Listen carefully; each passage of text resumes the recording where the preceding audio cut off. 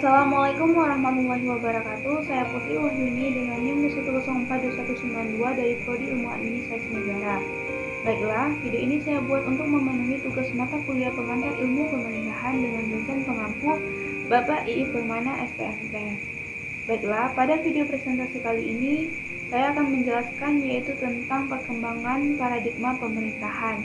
Adapun topik yang akan dibahas diantaranya yaitu yang pertama, perkembangan konsep atau paradigma dari government ke governance, yang kedua sound governance, yang ketiga dynamic governance, dan yang keempat open governance. Nah, yang pertama selanjutnya yaitu perkembangan konsep atau paradigma dari government ke governance. Government yaitu lembaga politik formal yang diakui dalam konstitusi. Dalam periode ini, studi pemerintahan yaitu mendefinisikan lembaga-lembaga pemerintahan, bagaimana lembaga-lembaga tersebut terinstitusionalisasikan, dan ketiga dinamika bekerjanya lembaga-lembaga tersebut. Selanjutnya, pada awal 1990-an diwacanakannya konsep governance, yang mana governance mendefinisikan tiga ranah penting yang harus diperhatikan dalam kajian politik dan pemerintahan, yaitu negara, masyarakat, dan pasar, serta bagaimana hubungan di antara ketiganya. Nah, pada 1980-an, istilah governance digunakan untuk menunjuk pergeseran kajian dalam studi pemerintahan dari government yang melihat pada struktur formal pemerintahan yang hierarki ke governance yang melihat dinamika politik dan pemerintahan pada arena yang luas dan berkarakter horizontal. Selanjutnya, pergeseran paradigma dari government ke governance dimaksudkan untuk menegaskan perlunya arah dan semangat baru reformasi pemerintahan, di mana menurut Bank Dunia 1989 dalam laporan yang berjudul Sub-Saharan Afrika From Crisis to Sustainable Growth mendefinisikan governance sebagai exercise of political to manage nation, yang menekankan bahwa legitimasi politik dan konsensus merupakan persyarat untuk pembangunan berkelanjutan, sehingga hal tersebut menjadi pilar utama bagi good governance. Selanjutnya yaitu karakteristik good governance.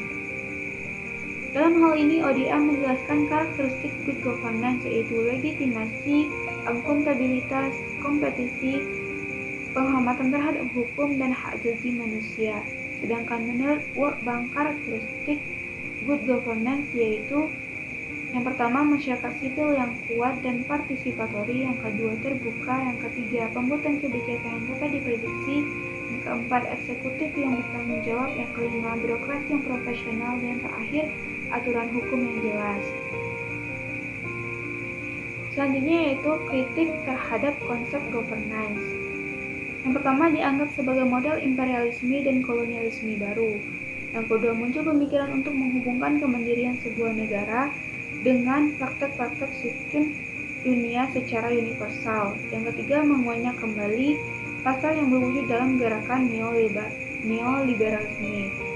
Kritik terhadap governance intinya yaitu bagaimana relasi kuasa membangun hubungan yang seimbang di antara negara, masyarakat, dan pasar, terutama berkaitan dengan urusan publik. Selanjutnya yaitu yang kedua, sound governance. Konsep ini muncul akibat banyaknya kritikan dari negara berkembang yang menganggap bahwa good governance sebagai konsep kapitalisme negara maju atau negara donor. Apa itu sound governance? Nah, konsep sound governance digunakan sebagai alternatif dari istilah tata pemerintahan yang baik, yang mana kata soundness digunakan untuk menggambarkan karakteristik governance dengan kualitas unggul dalam fungsi, nilai, dimensi, dan elemen yang diperlukan dalam pemerintahan dan administrasi.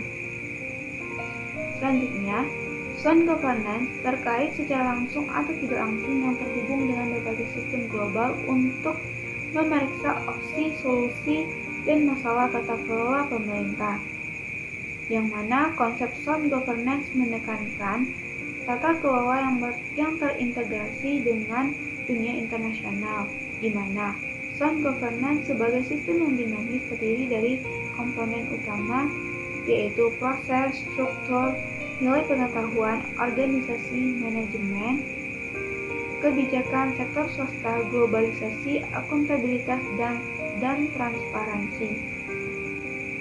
Selanjutnya, kelebihan dan kelemahan sound governance. Kelebihannya yaitu adanya kerjasama internasional akan lebih mudah untuk menyelesaikan berbagai masalah suatu negara atau organisasi. Sedangkan kelemahannya yaitu kurang populer dalam implementasinya untuk aktivitas pemerintah dan organisasi. Selanjutnya yaitu penerapan sound governance.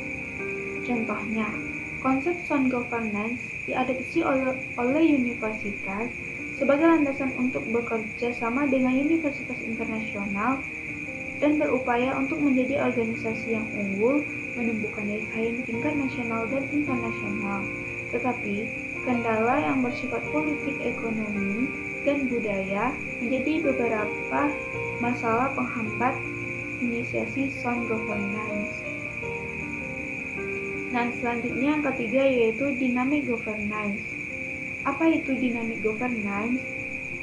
Konsep dynamic governance adalah bagaimana bekerjanya berbagai kebijakan, institusi, dan struktur yang telah dipilih sehingga dapat beradaptasi dengan ketidakmenentuan dan perubahan lingkungan yang cepat, sehingga kebijakan, institusi, dan struktur tersebut tetap relevan dan efektif dalam pencapaian keinginan jangka panjang masyarakat. Yang mana konsep ini menekankan untuk memperhatikan faktor eksternal lingkungan kebijakan.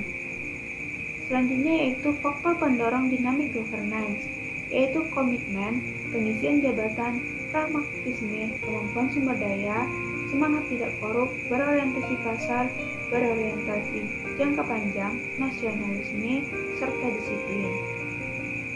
Selanjutnya yaitu landasan dynamic governance, yaitu budaya kelembagaan suatu negara yang ditunjukkan dengan 3 faktor kemampuan dinamis atau dynamic capabilities, yaitu yang pertama berpikir ke depan, thinking ahead, yang kedua berpikir kembali, thinking again, dan ketiga berpikir sepanjang mengarah kepada pelaksanaan kebijakan yang adaptif atau thinking across.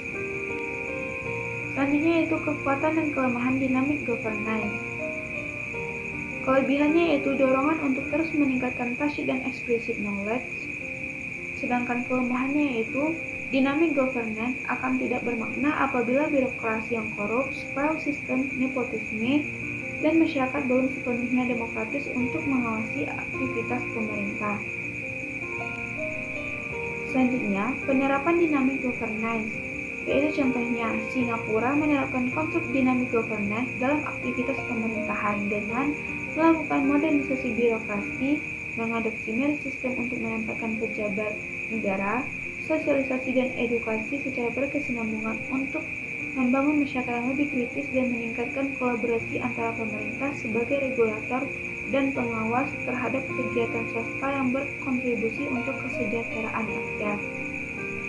Nah, di Indonesia implementasinya dapat dilihat pada Pemkot Bandung yang meluncurkan layanan Command Center yang merupakan salah satu inovasi dalam pelayanan publik yang menyediakan berbagai informasi di lingkup pemerintahan.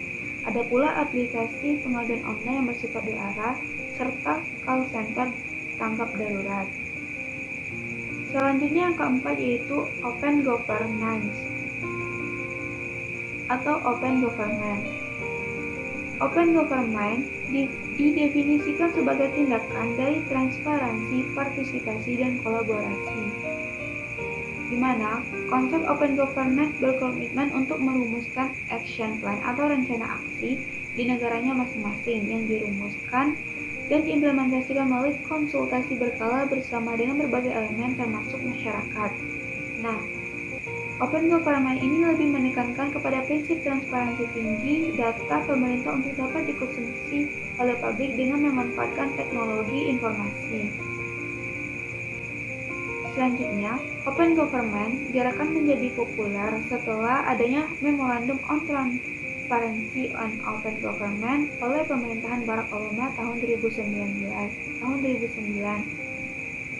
Selanjutnya diikuti oleh peluncuran data gov.uk oleh pemerintah Inggris tahun 2010. Kemudian mulailah muncul portal data pemerintah yang menyebar dibuat oleh pemerintah dan tim independen multilateral yang bekerja sama dengan pemerintah yang bergerak untuk mengembangkan inisiasi data terbuka pemerintah.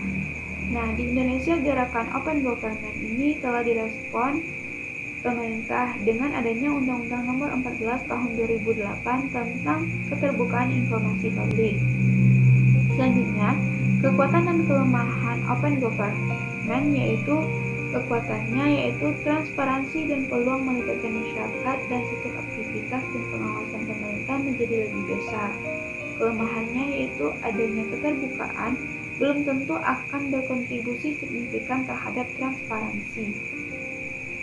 Selanjutnya yaitu penerapan Open Government.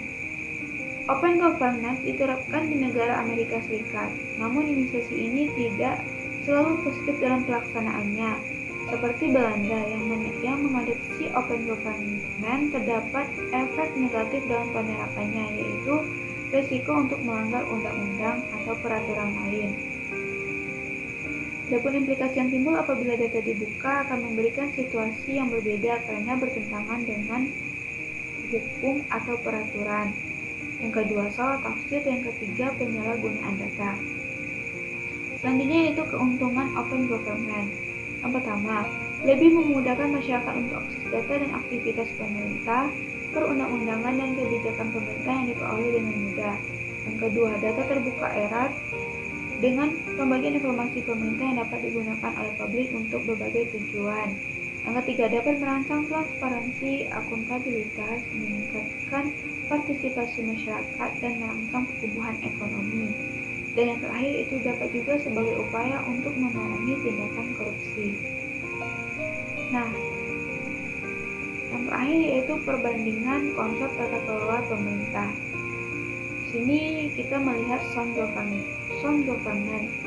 Dimensi yang mencakup diantaranya itu proses, struktur, kondisi dan nilai, konstitusi, organisasi dan manajemen, kinerja, kebijakan, sektor, kekuatan internasional atau globalisasi, dan yang terakhir etika, akuntabilitas dan transparansi.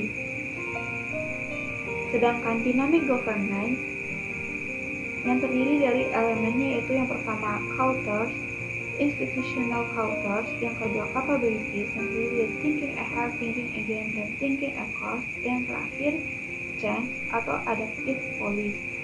Sedangkan open government terdiri dari 3 pilar utama yaitu transparansi, partisipasi, dan kolaborasi.